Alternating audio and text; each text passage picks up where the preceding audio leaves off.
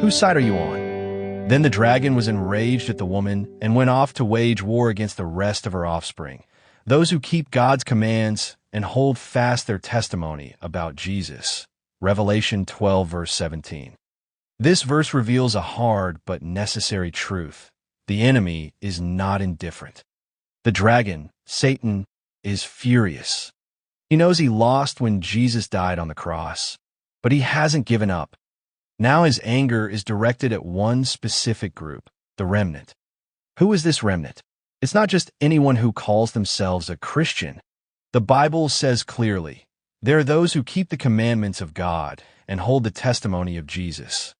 This means the enemy doesn't waste his greatest attacks on those already living in sin or on those who are spiritually asleep. His fiercest war is against those who choose obedience and take God seriously. And here's the uncomfortable part.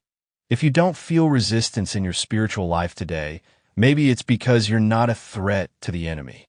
He doesn't bother with those already on the broad road. But when you decide to live differently, when you choose to be faithful even in small things, that's when the dragon rises against you. Look around. We live in a world that mocks God's law, that twists principles, that calls wrong right and right wrong. Keeping the commandments looks outdated. Holding on to the testimony of Jesus looks foolish. But that's exactly what sets the remnant apart. They don't follow the crowd. They stand when everyone else bows to the world's standards. So the question is, whose side are you on?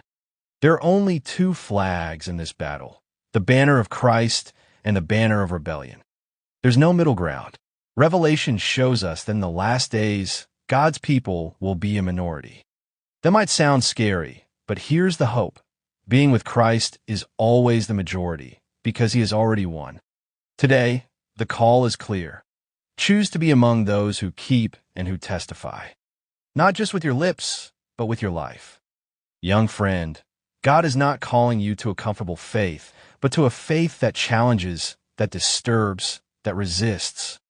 If you realize you've been living in the middle ground, today is the time to change sides.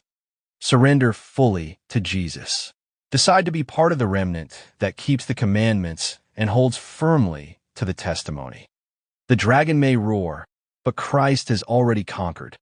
And if you are with him, the victory is yours too.